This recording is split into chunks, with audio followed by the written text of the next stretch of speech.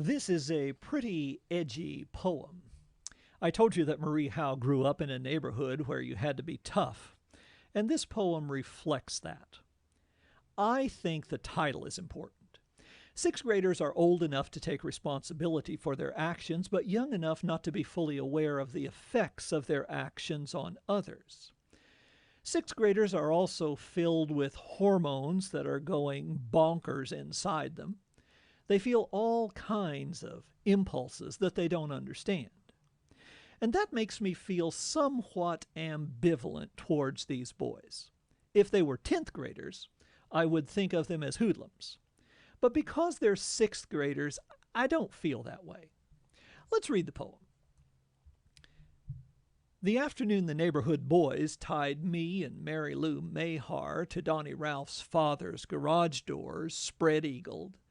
It was the summer they chased us almost every day, careening across the lawns they'd mowed for money. On bikes they threw down, they'd catch us, lie on top of us, then get up and walk away. That afternoon, Donnie's mother wasn't home. His 9 sisters and brothers gone, even Gramps, who lived with them, gone somewhere. The backyard empty, the big house quiet. A gang of boys. They pulled the heavy garage doors down and tied us to them with clothesline. And Donnie got the deer's leg, severed from the buck his dad had killed the year before, dried up and still fur-covered, and sort of poked it at us, dancing around the black top in his sneakers, laughing. Then somebody took it from Donnie and did it. And then somebody else, and somebody after him, and then Donnie pulled up Mary Lou's dress and held it up, and she began to cry. And I became a boy again and shouted, "Stop!" And they wouldn't. And then a girl boy, calling out to Charlie, my best friend's brother, who wouldn't look, "Charlie!" to my brother's friend who knew me, "Stop them!" And he wouldn't. And then more softly, and looking directly at him, I said, "Charlie." And he said, "Stop." And they said, "What?" And he said, "Stop it." And they did, quickly untying the ropes, weirdly quiet, Mary Lou still weeping, and Charlie already gone. Well, this is a poem about several things. It's a poem about gender roles. It's a poem about power and its effects on people. And it's a poem about group dynamics and mob psychology. So, we know what happens. These hormone-saturated boys chase the girls, jump off their bikes, catch them, get them down on the ground, get on top of them, and then walk away.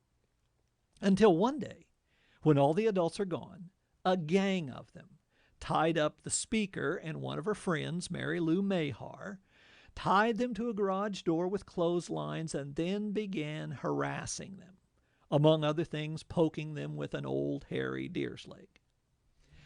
So let's talk about group dynamics because they're interesting and apply equally to kids and adults. First, emotions are contagious. Have you ever been to a funeral and were pretty confident you weren't going to cry, but before you know it, everyone around you is crying and you are too? Or have you ever been in a crowd where everyone is laughing?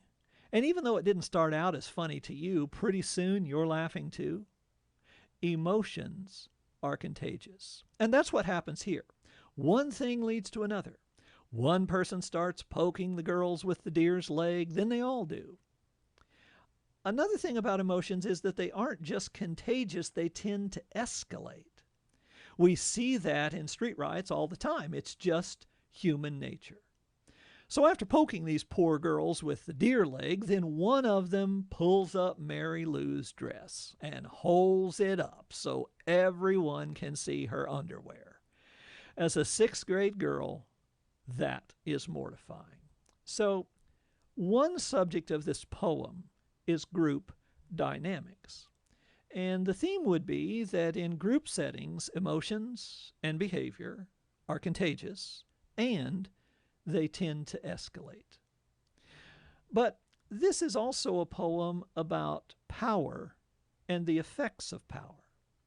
Now, I'm not saying And the poem is not saying that power always corrupts. But it is true that those who have power over others are often tempted to abuse that power. Of course, that would be particularly true of sixth grade boys because of their immaturity, their inability to put themselves imaginatively in the other person's shoes. I don't sense that these boys are really bad boys, but power brings out their worst qualities, and power can do that. It takes a mature, well-directed human being to use power wisely. And these sixth grade boys are neither mature nor well-directed. Finally, this poem is also about our perception of gender roles. Physically, these girls are weaker than the boys, and there are only two of them. But let's go back a minute. I'm interested in these lines. And then that Donnie pulled up Mary Lou's dress and held it up, and she began to cry. And I became a boy again and shouted, "Stop!" And they wouldn't. So what does this line, "and I became a boy again and shouted stop," mean? You know, gender differences in small children, physically at least, are pretty minimal. Behavioral differences are also less pronounced. We have lots of kids in our neighborhood between 4 and 7, and in the summertime they run through the yards tumbling around, the girls getting as dirty as the boys, both genders yelling and scrapping about equally. They're also about the same size and strength.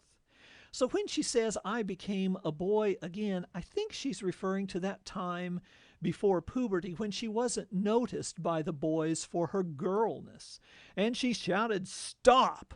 in a completely unfeminine way. But it didn't work. They wouldn't. And then a girl boy. Well, what does that mean?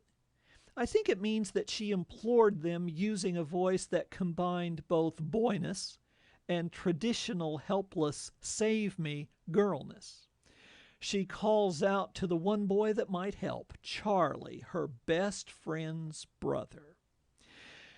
Now, Charlie's reaction is interesting, and this gets back to group dynamics. It seems clear from the context that Charlie doesn't like what's going on, but it's easy to be intimidated by the crowd. When the crowd is marching in one direction, it's hard to march in the opposite direction.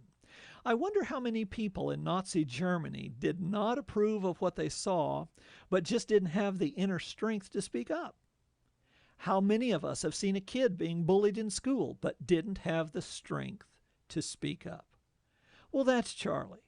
The first time he says nothing, but then she implores him in a more feminine way. And then more softly and looking directly at him, I said, "Charlie." And he said stop. He mustered the strength to oppose the group. And what happens is interesting. It's like a spell is broken. They quickly untie the ropes, and they are weirdly quiet. And Charlie disappears almost as if he had vanished.